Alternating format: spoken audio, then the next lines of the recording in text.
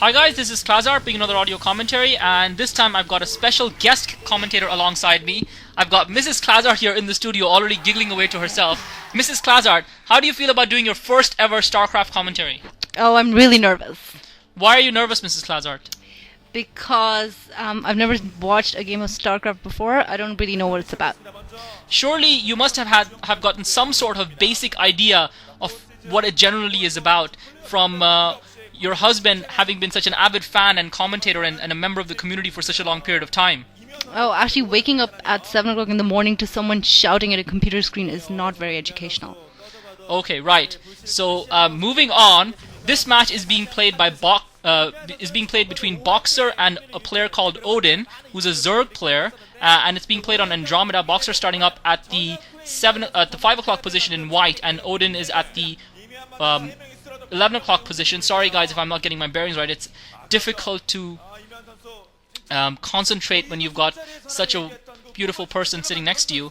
Anyway, so Mrs. Klazart, have you ever heard of StarCraft before? Tell us what you do know about StarCraft. I don't know much about it at all. Do you know that it's a computer game? I guess it's a start. Right. And have you ever heard the name Boxer before?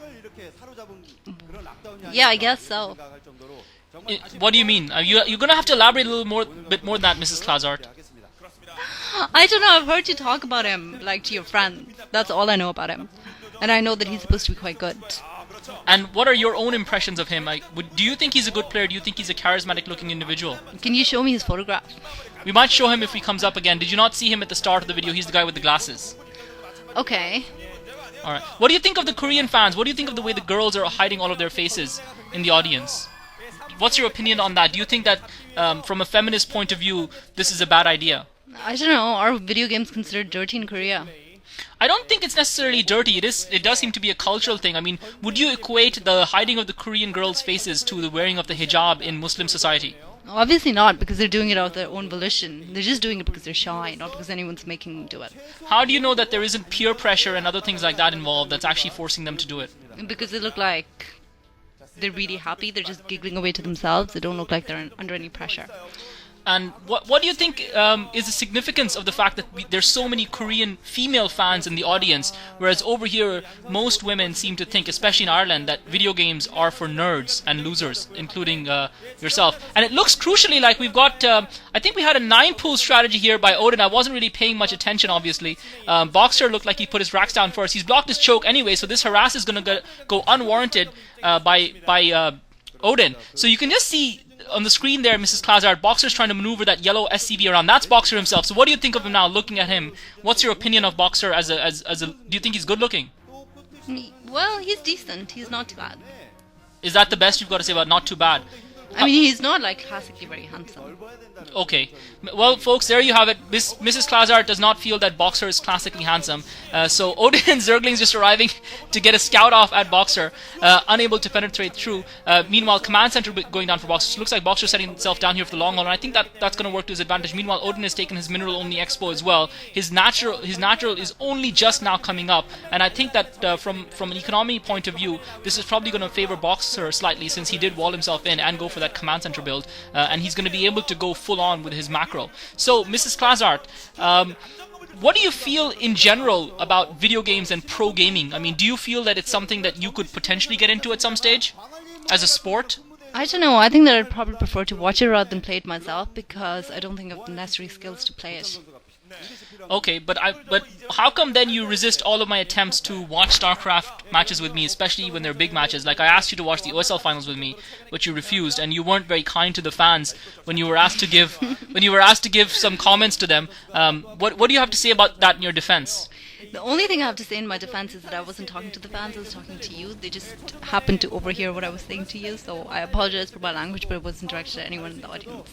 I don't think the fans mind the bad language necessarily. We can see the layer going up for Odin. So far, from having seen what little you've seen in this game, do you have any opinions on how the game is progressing? Actually, no. I don't know. Okay, that's the KTF Ace team right there. They're Boxer's team. What's your opinion of those guys? Do you have an they're opinion just on sitting them? over there on the screen looking at something. They're not really very noticeable. You don't feel that they're contributing much? No, not really. Are they really contributing anything to the game? I thought Well- they're just spectators.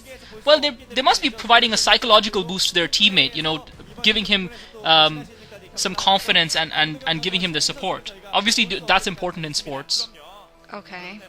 So Boxer, meanwhile, has got his academy up and running. He's also got his engineering bay up, and you can see that's clearly a Korean girl fan. You can see that she's got a banner with Ace.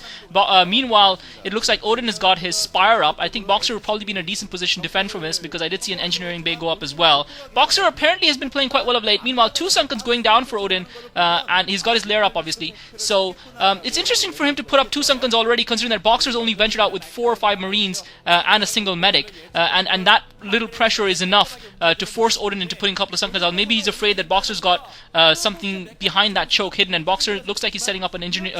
Looks like he's starting to set up turrets already in anticipation of these Mutalisk. So it'll be interesting to see how effective, if at all, the Mutalisk harass is going to be from Odin. And he's put down 1 Sunken. He's got 2 creep colonies sitting there. I think this is the difference between top-level Zerg players and slightly mediocre. Boxer has now got a decent-sized medic and marine force. I'm not sure if he's going to be willing to venture out, but it just shows the importance of denying the scout to your opponent. Boxer, obviously Odin scouting quite late, relying on the Overlord for scouts, sending the drone out quite late, and Boxer has his choke walled off by then. Actually, he didn't even send a drone. I think he just scouted with Zerglings.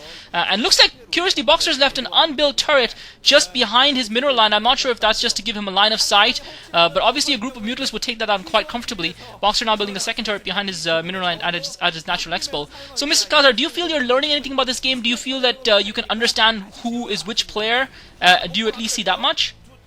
I can see that one guy is yellow and the other guy is teal, but I suppose that Boxer's the yellow one, is he? Yeah, Boxer's the yellow one. He's playing Terran.